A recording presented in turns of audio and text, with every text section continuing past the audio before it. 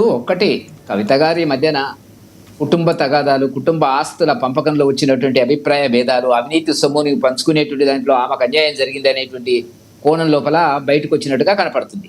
ఒక కోణము. రెండవది కేసీఆర్ గారి వ్యూహాత్మకంగా ఇక ఎట్లాగూ బీఆర్ఎస్ పార్టీ భవిష్యత్తులో ఉండదు కాబట్టి కవితను బయటకు పంపించి కొంత సేఫ్ జోన్లో ఆట ఆడిస్తున్నాడా అనేటువంటిది రెండవది సంబంధించినటువంటి అంశం. సరే, ఏదైతేనేమి భారతీయ జనతా పార్టీకి సంబంధించినంత వరకు ఇది అనవసరం, చర్చ కూడా మాకు అవసరం లేదు. ఎందుకంటే గతంలో షర్మిల గారు కూడా ఇదే పద్ధతిలో పార్టీ పెట్టి అబాసు పాలైనటువంటి సందర్భం మనం చూస్తున్నటువంటిది. కాబట్టి ఇక్కడ ఇవాళ ఆమె బయటకు వచ్చి 9.5 సంవత్సరాలు అన్ని రకాల పదవులను, అన్ని రకాల అధికారపూర్వకమైనటువంటి ఎంపీ కానీ, ఎమ్మెల్సీలు కానీ కీ రోలు, అంటే కేసీఆర్ గారి గవర్నమెంట్లో కీ రోలు ప్లే చేసినటువంటి కవిత గారి వాళ్ళు వచ్చి నీతులు చెప్తున్నటువంటిది. 1000 ఎలుకలను తిరిగినటువంటి పిల్లి తీర్థయాత్రకు పోయినట్టు కనపడుతున్నట్టు. ఇవాళ ఆమె చెప్తే ఎవరు నమ్ముతారండి? అన్యాయాలు జరిగినాయి, ఉద్యమకారులకు అన్యాయం జరిగింది, ప్రజలకు కావలసినటువంటి సరైనటువంటి పద్ధతి లోపల విధానాలు లేవు అనేటువంటిది మాట్లాడితే 9 రేపు మాట్లాడింది ఏంటి? కవిత మీరన్నట్టుగా కేసీఆర్ గారు ముద్దుల గారాబా పట్టి, దాంట్లో ఏం సందేహం లేదు. దాంతో ఏమైంది? ఆమె ఉద్యమంలో అందరిలాగానే పార్టిసిపేట్ చేసింది, అమెరికా నుంచి వచ్చి పార్టిసిపేట్ చేసింది 2006, 2007లో. సరే, కేసీఆర్ కూతురు కాబట్టి కెమెరా లెక్క పెడతారు, వీడియోలు వస్తుంది, 4 మాటలు మాట్లాడతారు కాబట్టి ఆమె ప్రచారంలోకి వచ్చింది, పదవులు అనుభవించింది. 9.5 ఏళ్ళు ఇక కేసీఆర్ కూతురు ఉన్న తర్వాత అన్ని రకాల లాంఛనాలు ఉంటాయి కాబట్టి ఇవాళ ఆమె ముందుకొచ్చి ఓడిపోయిన తర్వాత భారతీయ జనతా పార్టీ చేతులు, అరవింద్ గారి చేతులు నిజామాబాద్లో ఓడిపోయిన తర్వాత ఇవాళ ఆమెకి ఏంటంటే జ్ఞానోదయం కలిగింది. ఆ కుటుంబంలో కుటుంబ పార్టీ కేసీఆర్, కేటీఆర్, కవిత, హరీష్ రావు, సంతోష్ రావు, ఈ రావుల 5 రావుల యొక్క పార్టీ ఆ పార్టీ. మరి ఇవాళ ఆమె ఇంతవరకు ఒకటి నేను అడుగుతాను, అన్నీ చెప్తుంది, మా నాయన చేసిన పొరపాట్లు ఇవి అవి చెప్తుంది, కానీ మా నాన్న సంపాదించింది ఎంత, మా అన్న సంపాదించింది ఎంత, నేను సంపాదించింది ఎంత, హరీష్ రావు గారు సంపాదించింది ఎంత, సంతోష్ గారు సంపాదించింది ఎంత, అది మొదలు చెప్పాలి కదా. ప్రజలకి అవినీతి సొమ్ము, అక్రమ సొమ్ము, ప్రజల డబ్బు అనేక రకాలుగా సంపాదించినారు అనేటువంటి దాని గురించి చెప్పి మిగతావి మాట్లాడితే బాగుంటుంది. అది తప్ప అన్ని మాట్లాడుతుంది ఆమె టార్గెట్ ఎక్కువగా మనకు కనపడుతున్నది హరీష్ రావు మీద కనపడుతుంది. మరి కేటీఆర్ మీద అంత పెద్దగా కనపడతలేదు, వాళ్ళ ఫాదర్ మీద కనపడతలేదు, వాళ్ళు కూడా మాట్లాడతలేదు మనం. అంటే ఇది ఒక వ్యూహాత్మక ఎత్తుగడల భాగం అని అనుకుంటే ప్రజలు నమ్మే పరిస్థితి లేదు ఇవాళ. ఇంకొకటి సార్, ఇప్పుడు ఆవిడ పార్టీ పెట్టొచ్చు, పార్టీలో పెట్టిన తర్వాత చెప్పొచ్చు, కానీ ఆవిడ ఒక జోస్యం అయితే చెప్తున్నారు, బీజేపీ అనేది తెలంగాణలో ఉండదంటున్నారు. ఈ మాటని ఎలా చూడాలంటారు అసలు? నిజంగానే ఇప్పుడు ఒక్కటి బీజేపీ ఎదుగుతుంది, బీజేపీ ఉంటది కాబట్టి బీజేపీ మీద అటాక్ పెడుతుంది. మరి బీఆర్ఎస్ పార్టీ ఉంటుందా? బీఆర్ఎస్ పార్టీ ఉండదు, బీజేపీ పార్టీ ఉండదు, ఆమె పార్టీ ఉంటుందా?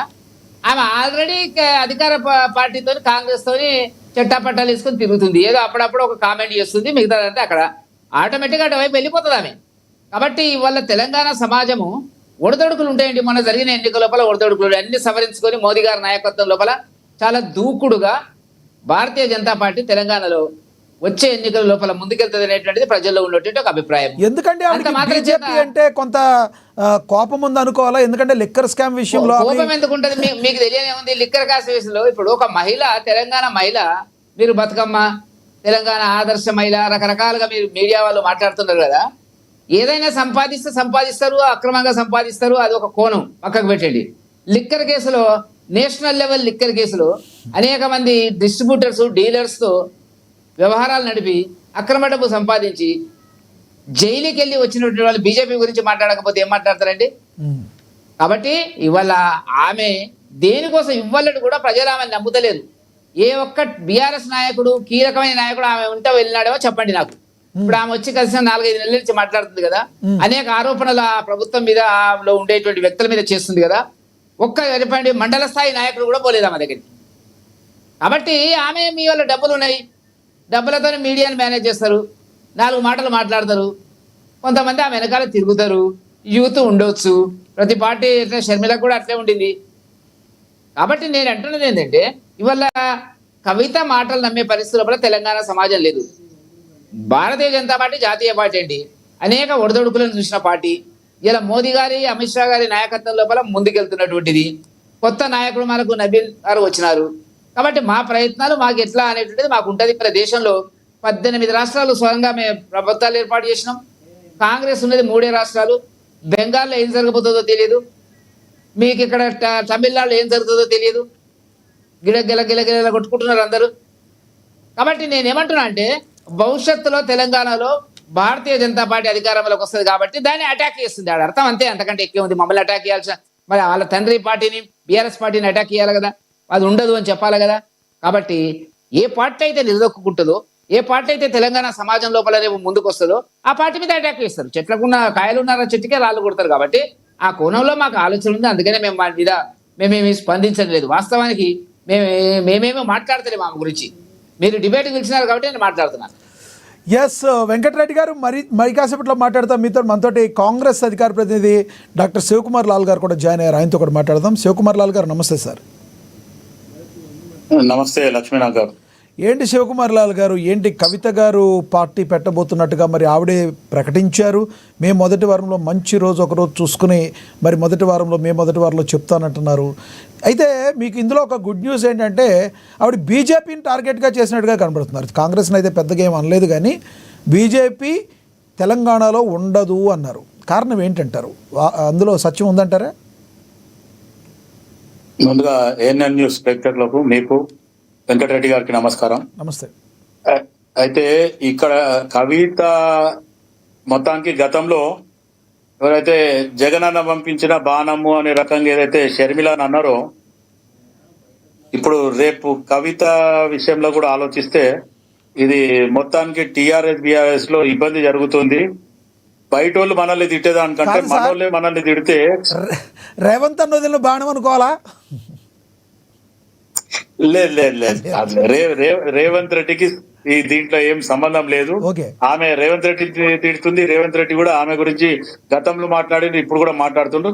అండ్ మోర్ ఎవర్ ఆమె మటుకు ఎట్టి పరిస్థితుల్లో కాంగ్రెస్ పార్టీకి వస్తే మటుకు జనరల్ గా ఎవరు కూడా ఒప్పుకోరు. ఎందుకు ఈ మాట వాటి గురించి మాట్లాడాలంటే మనం వెతుక్కోవాల్సి వస్తుంది. వీడియోలు ఎక్కడో ఒక దగ్గర ఏదో తేడా కొడుతున్నట్టు ఏమైనా ఉందా అంటే మొత్తానికి బీఆర్ఎస్ నుంచి ఆస్తి పంపకాల కిరికిరిలో నాకు ఇవ్వలేదు, నన్ను మోసం చేసిండ్రు అనే రకంగా ఫస్ట్ అక్కడ వాళ్ళ మధ్యన గొడవ. అండ్ మోర్ ఎవర్ అదే కాకుండా బీజేపీలో బీఆర్ఎస్ లో ఆధిపత్య పోరుంది. మూడు ముక్కల ఆట జరుగుతుంది. కేటీఆర్ గాని కవిత గాని లేదు అనుకుంటే మొత్తానికి ఈ రకంగా వాళ్ళ మధ్యన గొడవ. దాన్ని ఏం చేస్తున్నారంటే ఆ బురద తీసుకొచ్చేంత ప్రజలకు రుద్దుతుండ్రు, పక్క పార్టీలకు రుద్దుతుండ్రు. ఇటు బీజేపీ అనుకోండి, కాంగ్రెస్ అనుకోండి. ఇప్పుడు ఆమె పర్టికులర్ గా టార్గెట్ చేసి మాట్లాడుతుంది మటుకు బీఆర్ఎస్ వాళ్ళని. అంటే గతంలో ఉన్న మంత్రులు గాని ముఖ్యమంత్రి గాని మళ్ళీ అక్కడ చెప్పే వరకు ఏమంటుందంటే కేసీఆర్ దేవుడు, కేసీఆర్ చుట్టుపక్కల ఉన్న వాళ్ళంతా దయ్యాలంటుంది. అది ఆమెకే అర్థం కావాలా. మరి కేసీఆర్ చుట్టూ ఆమె కూడా ఉండే కాబట్టి ఈమె కూడా ఒక దయ్యమైన రకంగా కూడా మనం ఆలోచించాలి. ఎందుకంటే గతంలో ఈమె పక్క నుండి మొత్తానికి కేసీఆర్ కూతురుగా ఇదే నిజామాబాద్ ఎంపీగా మొత్తానికి అప్పుడు ఉద్యమ కాలంలో చాలా మంది ఉన్నారు. వెంకటరెడ్డి గారు ఉన్నారు, నేనున్నా, ఇంకా చాలా మంది ఉద్యమ కాలంలో పనిచేసినాం, చేయమలే అని కాదు. కానీ ఇదే కవిత పరంగా కేటీఆర్ పరంగా ఆలోచిస్తాను ఎప్పుడు వచ్చిండ్రు? 2008 లో వచ్చిండ్రు. 2008 లో వస్తేనే ఈరోజు అలా తండ్రి చాటు బిడ్డ కాబట్టి